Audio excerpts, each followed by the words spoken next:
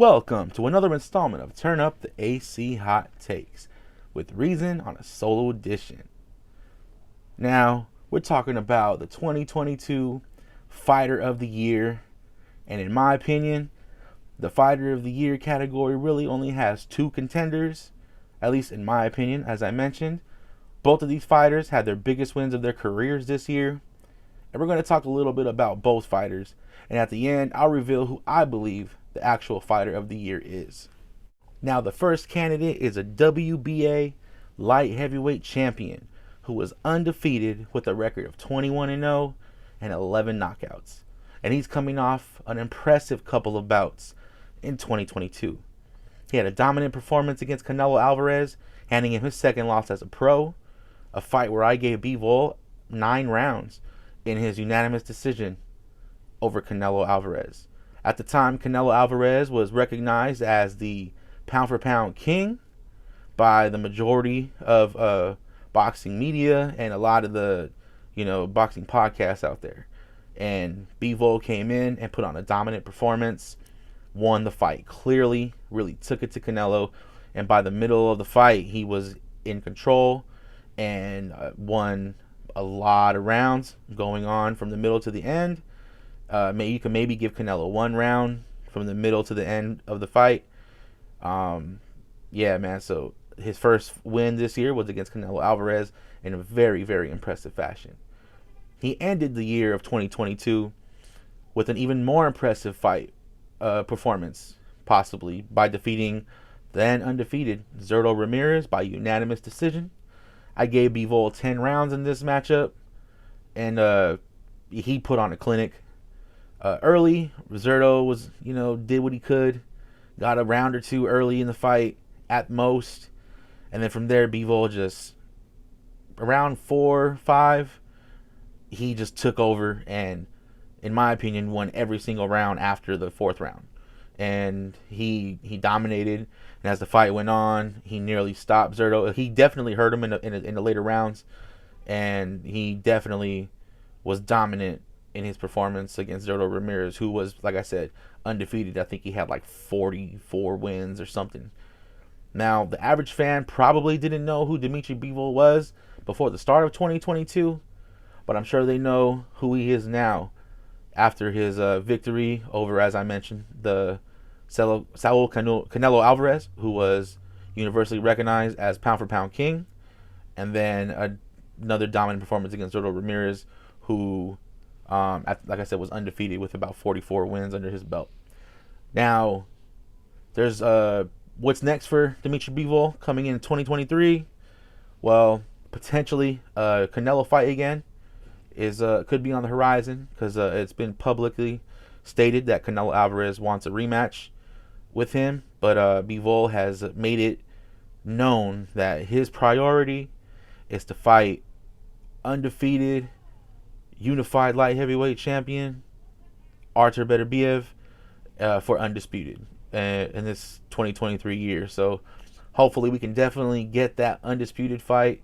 But Beterbiev has a fight coming up in January against Anthony Yard as his mandatory. So hopefully once that fight is done and Beterbiev wins, like I believe he will, we can get Bivol versus Beterbiev somewhere in the middle of 2023 for undisputed light heavyweight champion. Nominee number 2, in my opinion, is Devin the Dream Haney, the undisputed light heavyweight champion who holds an undefeated record of 29-0 with 15 wins by way of knockout. It had himself a great year with becoming the youngest undisputed champion in the 4-belt era.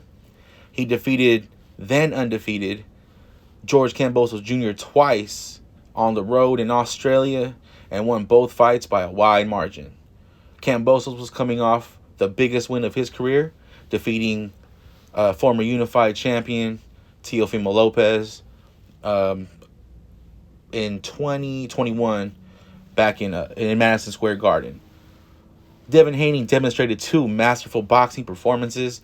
In his first fight, he won behind his jab, keeping Kambosos at bay, and Kambosos had no answers for the jab. And in the second W over Kambosos, He displayed superior boxing skills and really applied the pressure on Kambosos, quickly adjusting to Kambosos' attempts to keep Haney off balance by his constant switching from his stances from orthodox to southpaw. After the first couple rounds, Devin Haney had adapted to the stance switching, and he proceeded to rack up the rounds as the fight went on. And he had the Australian crowd very quiet by the end of both fights, clearly winning the fights by a wide margin. The first fight, I think I gave Devin Haney like 9-10 rounds. And then in the second fight, I gave Haney 10, at least 10 rounds, maybe even 11. Because I did give Kambosos, I think, the first round in the second fight. Because his switching from orthodox to southpaw kind of, left Haney with something to think about. And once he figured it out, the timing, he was able to outbox Kambosos. And he really was like putting the pressure and throwing some big shots. And he busted up Kambosos pretty good. And for the people who say that he's pillow-fisted, he definitely left his mark on Kambosos by the time the fight was over. And Kambosos was really hesitant to just go all out, go for broke, and try to take Haney out, because he was clearly hurt by Devin Haney in the fight, and he could have very easily been stopped if he tried to go for broke and lay it all out in the ring. But he didn't, and he ended up losing by decision both times. Clearly, Devin Haney was the superior fighter in both fights, and now he's the undisputed champion in the lightweight division. Now, what's next for Devin Haney? He's currently in negotiations with Vasily Lomachenko. That's going to be a great fight if it happens. I hope it does. It'll hopefully happen around March, April, so we'll see. Because Devin Haney wants it to happen around March time frame, but Lomachenko is trying to hold off until like May. Devin Haney wants the fight to happen in March, probably because he's going to have to be fasting for the month of April because of his religion, So, yeah, man, that's what's coming up next for Devin Haney. Both Devin Haney and Dimitri Bivol are worthy of being named Fighter of the Year. And in my opinion, the Fighter of the Year is Devin the Dream Haney. Now, if you want to argue and say that it's Dimitri Bivol, I'm not even mad at that, because he had a great year. He beat Canelo Alvarez in a dominant fashion, and then he beat Zurdo Ramirez in an even more impressive performance.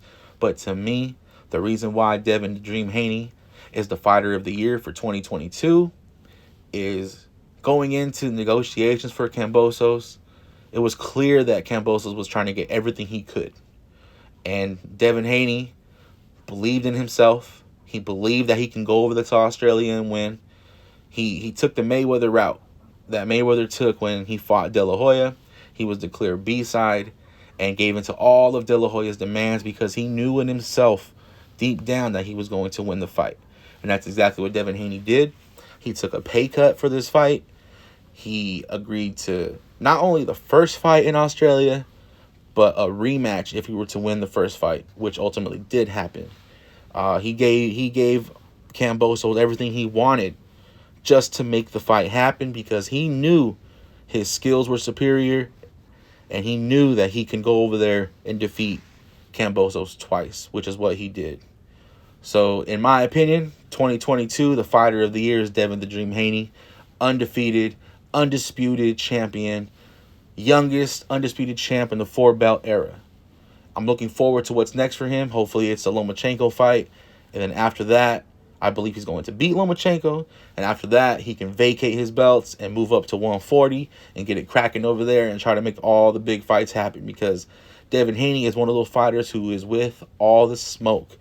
And he needs to be praised along with other fighters such as Jermell Charlo, fighters like that, the Caleb Plants of the world, David Benavidez, guys who want to fight the best.